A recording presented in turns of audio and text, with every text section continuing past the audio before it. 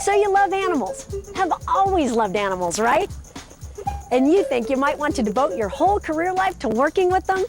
It can be extremely rewarding, that's for sure. Can't it? And then again, there are those days.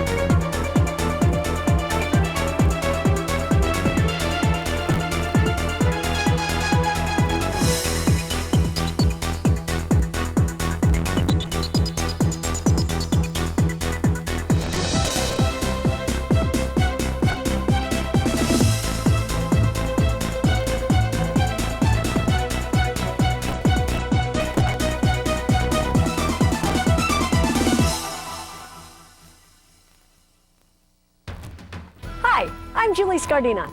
You know, I didn't set out to be an animal ambassador. In fact, that never even entered my mind. Like most people that work with animals, from the time I can remember, I've always loved them. But believe it or not, what really made me decide I wanted to work with them was books.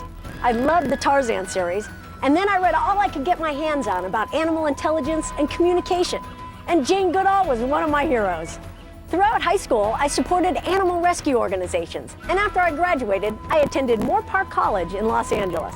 Moore Park's also known as America's Teaching Zoo, and there I studied exotic animal training and management. And this program gave me a really varied background in animal training, care, handling, wildlife education, veterinary skills, and more.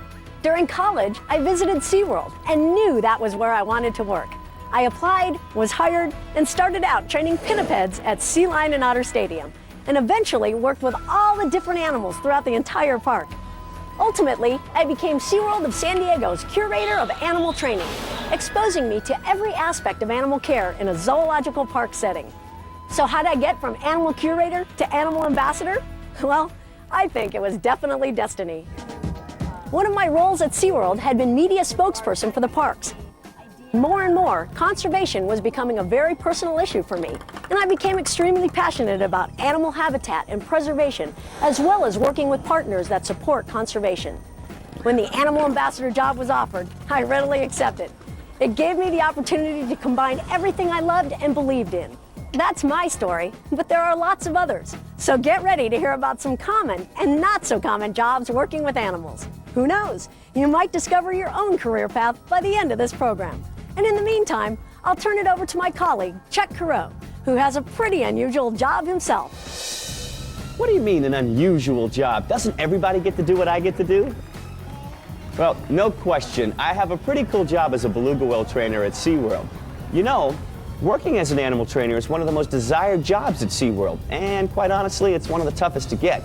Now, the competition is fierce, and once you make that first cut, well, the hands-on portion of the interview, it just gets tougher. Before I talk about the challenges of being a SeaWorld animal trainer, let me just say that it's definitely got its rewards. It's all about caring for animals while giving the general public some fun facts and a good time. So, if you're passionate about animals, here's what you need to do in order to qualify for an interview. You must be 18 years of age and scuba certified. You can't be shy about working in front of large groups of people because education and entertainment are a big part of a trainer's responsibility. A background in psychology or animal science is helpful, and strong swimming skills are absolutely essential. Check it out. You need to swim a 220-foot freestyle, 120 feet underwater, surface dive 24 feet, pick up a 5-pound weight and bring it to the surface, all in 72-degree salt water without a wetsuit. That's right. It's bathing suits only. Now, you might assume that animal trainers have it easy. Well, let's rethink that. It's not 9 to 5, it's not weekdays only, and it's not just about direct animal contact.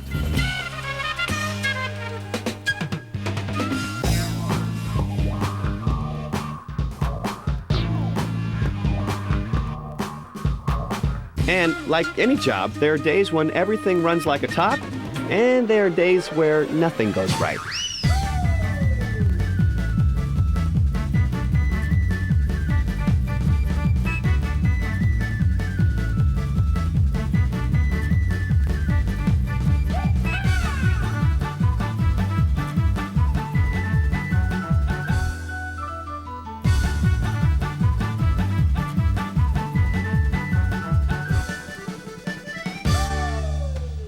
Good and bad, easy and tough, down and dirty. It's all in a day's work as a SeaWorld animal trainer, but the payoff's definitely worth it. Luckily, if you visit any of the Anheuser-Busch adventure parks and participate in one of our interactive programs, we won't put you through quite a rigorous orientation. Well, as much fun as it is working hands-on with animals at the park, it's just as exciting working with animals in the field. Take a look at what I mean. It's August in Canada, the short time of year for the sweet taste of summer. It's also the best time to spot pods of beluga whales during their seasonal visit. 800 miles north of Winnipeg, the town of Churchill lies beside the Hudson Bay. Beluga whales are plentiful this time of year on their annual migration. They come to the mouth of the Churchill River where the waters are warmer, the fish plentiful, and to raise their calves. It's a perfect opportunity to observe natural behaviors and patterns, at least for the time being. Unfortunately, very little is known about where the beluga whales go or what they do after they leave Churchill. Belugas are curious by nature, and you can see that they like to have fun with the camera as well as the boats.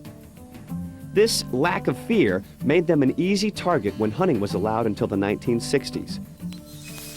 Known as sea canaries, belugas are very vocal, and their audible sounds can be monitored and analyzed as a way of learning more about their communication patterns.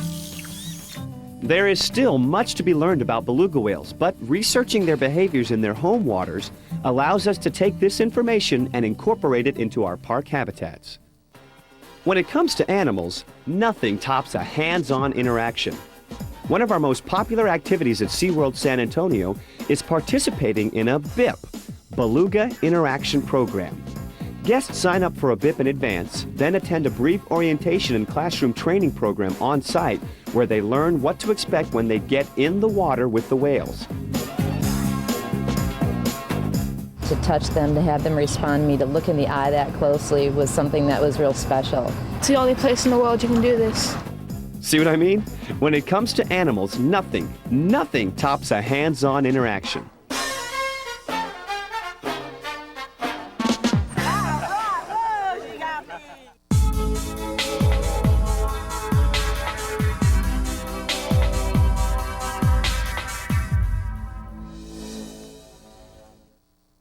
You know, even the smaller animals we use in our education programs receive expert care.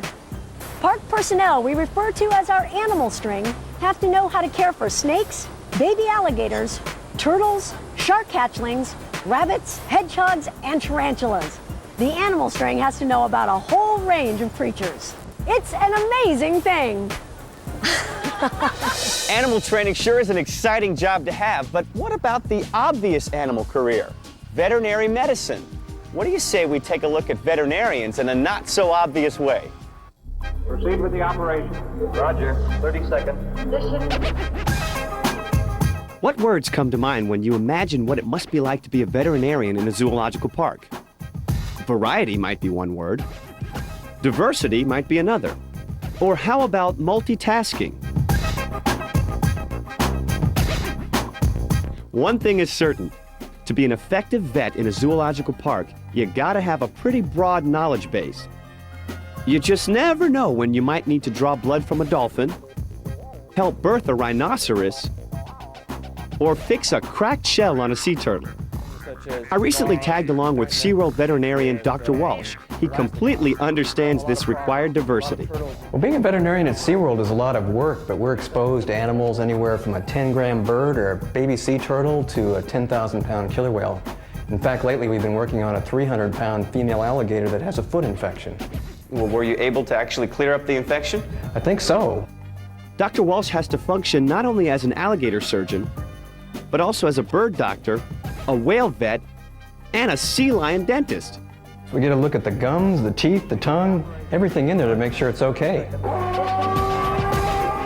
What's one of the most satisfying parts of being a vet? Busch Gardens' Dr. Burton shares his #1 pick. I think probably the most gratifying part of the job is when we see births of new animals. And very seldom do we actually get to observe the birth. Usually we come in the morning and we find a new baby. But since I've been here at Busch Gardens, I've actually had the opportunity to watch a couple of giraffe births, and that's very gratifying, very special experience. Knowledge comes in many forms, and for some vets, just knowing about animals isn't enough. Heidi Stout, Oil Spills Program Director at Tri-State Bird Rescue and Research, knows that sometimes situations require more than animal knowledge. She was called upon to head a team of veterinarians and bird specialists from around the world in response to an oil spill off the coast of Cape Town, South Africa. This spill, which occurred in May of 2000, threatened an entire population of African penguins. Heidi's varied expertise helped her to react soundly in this emergency situation. To respond to oil spills and to respond to oiled animals or oiled wildlife, you need your basic veterinary skills, but you also need the ability to do a lot of problem solving. Many times when you go in and do a spill response, you're creating a whole hospital out of something that wasn't meant to be a hospital for animals. So you have to work together on a team to build the facilities that you need at the time of the response. Reacting in a crisis situation is second nature to SeaWorld aviculturist Lauren Dubois. Lauren also responded to the South African oil spill when the worldwide call for help went out. The knowledge she gained overseas helped tremendously upon her return, where she helped launch the opening of the Oiled Wildlife Care Center located at SeaWorld San Diego. Our new Oiled Wildlife Care Center was opened just this past July. It was decided with SeaWorld and also with different organizations that there was an area in San Diego and Southern California that needed to have a facility available that if there was an oil spill, we would be able to care for a number of birds as well as mammals. This 8,000 square foot state-of-the-art complex provides ample recovery space for a maximum of 200 seabirds and includes a 32,000-gallon multi-use rehab pool, which can accommodate up to 20 sea otters or pinnipeds. The Oil Wildlife Care Center is set up to do everything for an animal during an oil spill, and that includes the intake procedures, evaluating the animal, washing the animal, whether it's a mammal or a bird, and also care for the animals and support before the animal would be able to be released. If knowledge and diversity keep the mind and body active, then these specialists are running in overdrive. One thing's for sure, there's never a dull moment.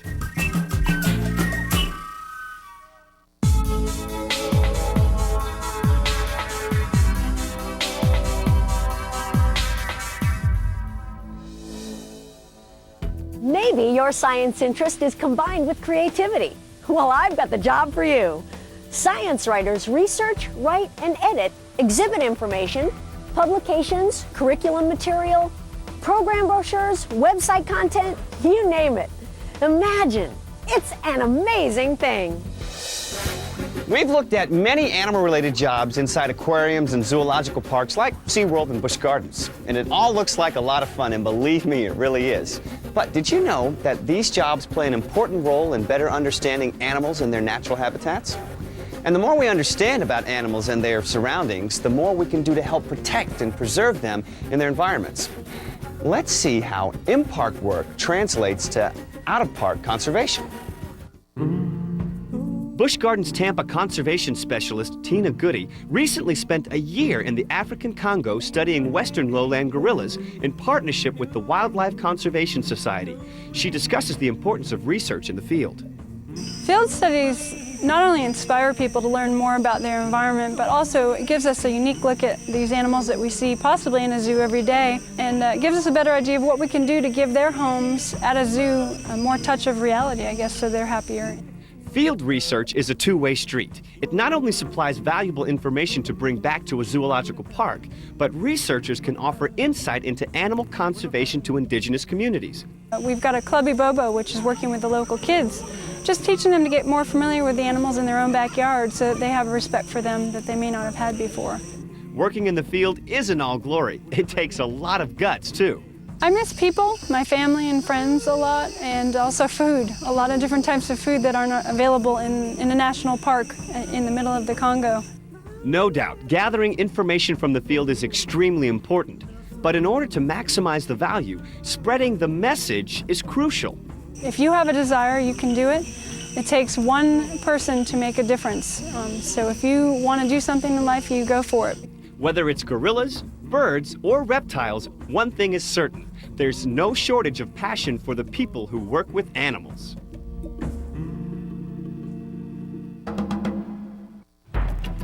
SeaWorld San Antonio's senior aviculturist Rob Yorty assisted in the coordination of a recent trip to Ecuador and the Galapagos Islands to help fuel research on a variety of animals. To date, this is the highlight of Rob's career. Ever since I was a little child, I really wanted to go to the Galapagos Islands and see tortoises and penguins and marine iguanas.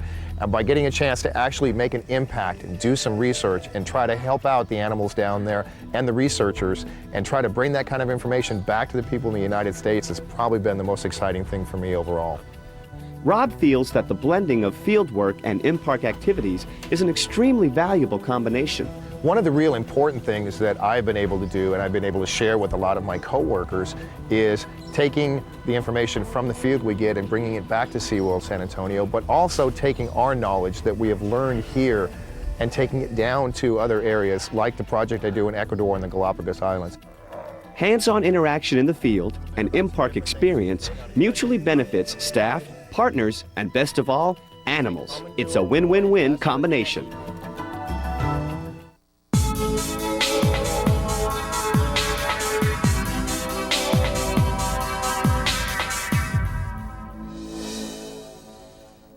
So many mouths to feed. Food preparation is a vital part of caring for animals in a zoological park or aquarium. Every single day, 7,000 pounds of food are prepared for over 65,000 animal residents at SeaWorld and Busch Gardens, the largest zoological collection in the world. It takes tons of fish, meat, and vegetables to keep everybody healthy and happy. It's an amazing thing. Start with the love of animals, add to that traveling around the globe, and add to that your own television show, and what do you get? Jack Hanna.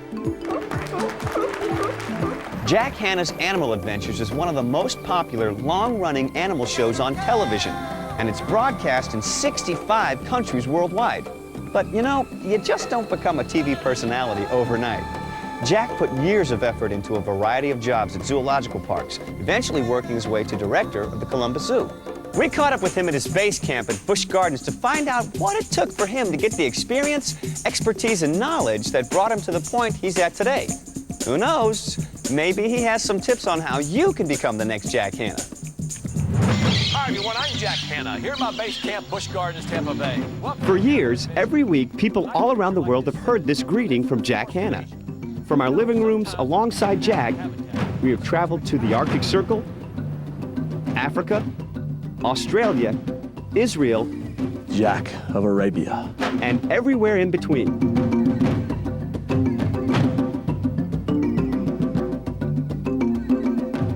With a passion for animals, an unquenchable thirst for adventure, and a heart as big as his home state of Tennessee. Now you take care, all right? And you're gonna survive. Here? All right. Jack Hanna has made us misty-eyed with bittersweet tears and laughter. Jack successfully made the transition into television and is a master at knowing how to use the medium to reach many people. I'm Jack Hanna. I never really tried to get into television. It just came almost as an accident. In 1978, 79, I did a lot of local cable TV in Columbus, Ohio. In 1981, 82, we did a show called Hannah's Ark with my daughter. In 1983, we had twin gorillas born at the Columbus Zoo, and Good Morning America came there on ABC and wanted to cover their birth, which was one of the first in the world. And then they came back the next month to look at the gorillas, and from then on, I've been doing Good Morning America ever since for the last 18, 20 years. In 1985, David Letterman started as a result of Good Morning America, so we've always done that show about once every 3 months. And so it's just one of those things that we try and reach different audiences in different ways to teach them about the animal world through the medium of television. Reaching people is a definite advantage of television. Being famous also has its benefits. But did you ever wonder if there's a downside to being Jack Hanna? Oh, man. Well, as far as television, the toughest thing would be traveling. We're on the road about 290 days a year. You're not with your family a lot, especially a lot of the guys that work on the show, the camera guys, sound, people, producers, are on the road a great deal. That's difficult for all of us. Time zones, for example, the sleeping patterns. You're 8 hours off a lot of times, 12 hours off sometimes. Eating certain foods is very difficult for a lot of us, depending on where we are. These all make for a difficult time. The thing about a difficult situation is you try and make a fun situation out of it. Jack has a great philosophy on making fun out of difficult times, but he's got an equally good philosophy on fear. I don't think I've ever been really afraid of an animal. You know, when you're working with rattlesnakes and things like that, you're very, very careful. You respect that animal. And if you don't respect the animal, then it's going to end up in you getting hurt. So if you want to be the next Jack Hanna, you have to know how to have fun in tough times, look your fears in the face, show the animals respect, and lastly, value other people working together with similar goals. All of us have our own way of teaching about animals. So my advice to the next Jack Hanna is work with everybody and try and teach in a fun and entertaining way where people can learn and learn quickly, because we don't have that much time to save a lot of these animals. Jack Hanna has a great career in front of the camera working with animals. But did you ever wonder who's behind the camera? The Nickerson brothers, Guy and Glenn, have a pretty cool animal-related job as cameramen for Jack's show. Oh, and Larry Elliston has traveled the world as Jack's producer. Come on, let's see what happens when we go behind the scenes. Come on. Guy and Glenn Nickerson share more than one common interest. They both love photography and animals. These interests date back to junior high, as younger brother Glenn explains. When he was in news and I was still in middle school, of course you always want to hang out with your big brother. And I used to go in. It was a big deal for me to go into the newsroom where he worked and get to push buttons and stuff like that and look at the stories he did. So I mean, that's, you know, he definitely got me into it. Guy, on the other hand, got his big break through a high school class. I think I first had my interest in photography in high school, doing still photos in one of my classes. And from there, I actually got an opportunity from journalism class to get a job at a TV station. And just watching what people did, it looked like it'd be a fun thing to do. Working at a TV station is challenging in itself, but photographing animals had to create a completely different set of rules. I had spent quite a few years shooting at Busch Gardens, and animals are animals. You know, whether they're in a facility like Busch Gardens or in the wild, you have to be patient with them. You have to learn to wait for behaviors. I mean, there are all kinds of things that, from working at Busch Gardens and filming for them, that I was able to take in the field. Producer Larry Elliston's enthusiasm continues to shine through.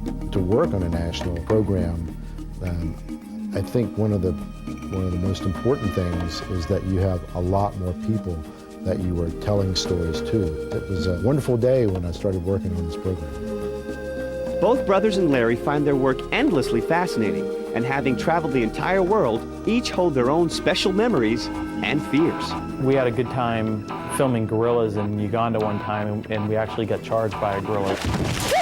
That was pretty exciting. We were out in the salt pans in the Kalahari Desert. It was just flat. We got to ride around on four-wheelers to go to locations to do shoots, which was fun. I think anybody would have fun doing that. Hands down, my most exciting experience in connection with the show was being in a shark cage, tip of South Africa, out on a part of the ocean called Shark Alley. And the shark got caught up a little bit in the lines for a few seconds, and it almost felt like the cage started moving underneath the boat, that he was pulling it with him, but he threw me back. So if you want to work behind the scenes, take this advice. Make sure you enjoy actually pointing the camera at something and making a picture, and that you're happy doing that alone, and then see where it takes you. Also mentor, meet somebody and learn from them. Don't be a know-it-all. Go in there and be willing to listen to people and learn. You know, media-related jobs aren't necessarily in television. In-park video production is a unique and valuable resource for public awareness, education, and news. We asked Hal Parham, Video Services Manager at SeaWorld in San Diego, to tell us a little bit more about his job working with animals. To work in video services in a zoological park like SeaWorld, you have to manage several aspects of production. Hal explains. We have our normal day-to-day routine that we have planned out, weeks in advance, but we do a lot of live shots to out-of-town television stations. Plus, on the technical side, you got to be able to do editing, be able to edit your own video. We do some videos that are shown in the park that are on displays and that are shown during the Shamu show. We also do in-house videos for marketing departments and education departments and so forth. So a lot of it is external, but there is a great deal of it internally. Not only is variety a part of the job, but readiness to act on the spot is also a prerequisite. We always have to keep in the back of our mind that we might be running off to a rescue at any moment. So we're always kind of prepared for that call, but you got to be ready just to pretty much grab everything and rush off to wherever the rescue is. Hal gives some advice on getting into the field. My advice would be obviously go to school, go to college, and try to get into internships with other TV stations and production companies. That would pretty much give you some really good experience in that whole thing.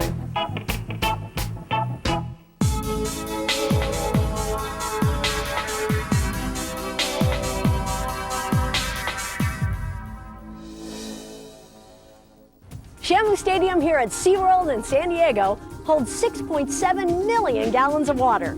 You'd have to take 268,000 baths in order to equal that amount of water. It's an amazing thing. There's some pretty interesting and amazing jobs working with animals, and we've previewed several of them. What, you still haven't found what you're looking for? Well, check this out.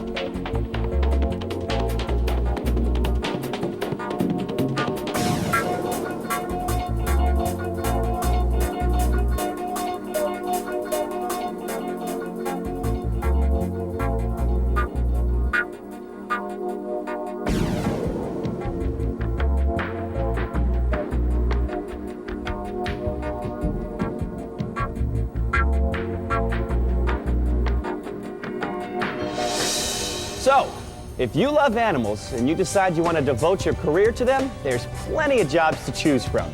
Working with animals can be extremely rewarding, from the closeness and trust you build in training or the joy you receive from caring for them, to the satisfaction you get knowing that you're helping save a species and raise awareness.